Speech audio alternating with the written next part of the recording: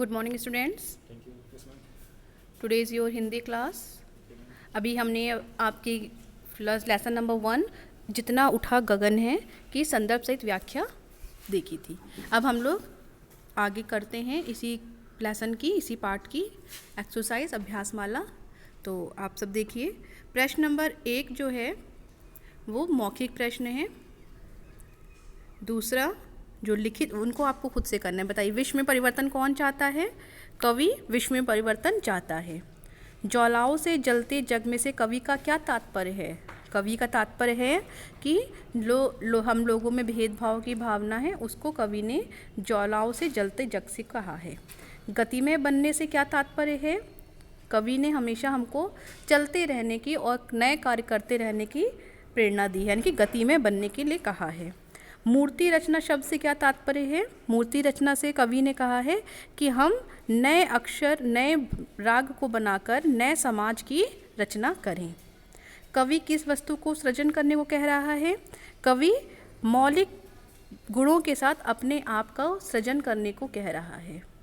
ठीक है, अब आइए लिखित प्रश्न क्या है। सही प्रश्न उत्तर पर चिन्ह लगाइए। इस कविता के रचयिता हैं द्वारिका प्रसाद महेश्वरी। तो सा में आप टिक कर लीजिए। इस कविता के रचयिता कौन है? द्वारिका प्रसाद महेश्वरी। दूसरा प्रश्न है, कवि किसको एक दृष्टि से देखने की बात कर रहा है? तो उत्तर लिखिए, दुनिया को। कवि इस दुनिया को एक दृष्टि से देखने की बात कर रहा है। नई तोलिका से डैश के रंग उभारो। नई सोच के रंग उभारो, लिख लीजिए। नई तोलिका से नई सोच के रंग उभारो। है चाह रहे इस धरती को क्या बनाना? स्वर्ग बनाना। तो स्वर्ग आम को टिक कर लीजिए। ठीक है, प्रश्न नंबर 2 है, निम्नलिखित पंक्तियों को पूरा कीजिए। इसका का क्या है? नए राग को नूतन स्वर दो, भाषा को नूतन अक्षर दो, युग की नई मूर्ति रचना में इतने मौलिक बनो कि जितना स्वयं सृजन है। लिख लिया? फिर से बोल रहे हैं, लिख लीजिए।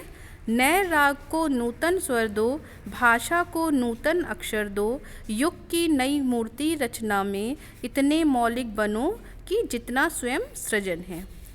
सेकंड है इसका, इतने ऊंचे उठो कि जितना उठा गगन है।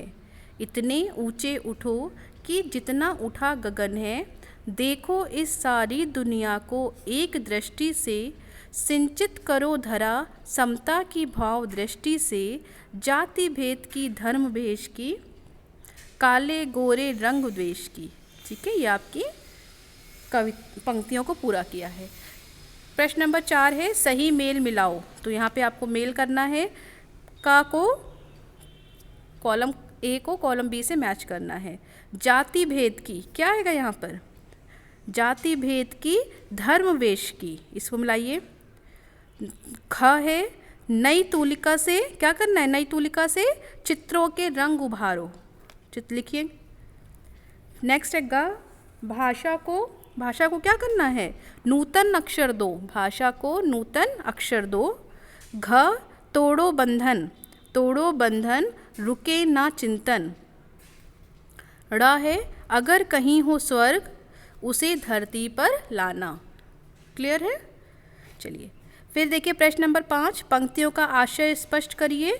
तो ये अभी हम लोगों ने पूरा भावार्थ पढ़ा है, तो आप अपने आप से भावार्थ को देख के अपनी बुक में फिल करेंगे।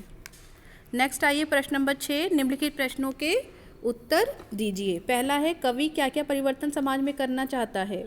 तो उत्तर लिखिए, कवि समाज में भेदभाव को मिटाकर समान भाव की दृष्टि उत्पन्न करना चाहता है। कवि नई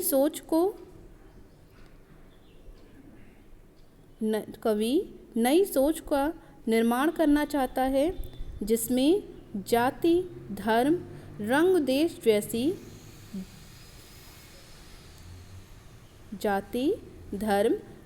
देश जैसी भेदभाव से ऊपर उठकर सभी को समान रूप से एक समान समाज का निर्माण हो सके। ठीक है। दूसरा प्रश्न है, हम कैसे इस धरती को स्वर्ग बना सकते हैं? कैसे बना सकते हैं बताइए? लिखिए उत्तर इसका। इस धरती को स्वर्ग की तरह सुंदर बनाने के लिए, इस धरती को स्वर्ग की तरह सुंदर बनाने के लिए हमें अपनी कल्पनाओं को साकार करते हुए अच्छाइयों को आगे बढ़ना चाहिए, अच्छाइयों के साथ आगे बढ़ना चाहिए और अपने इस समाज की सभी बुराइयों से ऊपर उठकर एक खूबसूरत समाज की रचना करनी चाहिए। प्रश्न नंबर ग, हमें किसके समान शीतल बनना चाहिए? लिखिए, हमें किसके समान शीतल बनना चाहिए? हमें मलय पवन के समान शीतल बनना चाहिए। उत्तर लिखिए, हमें मलय पवन के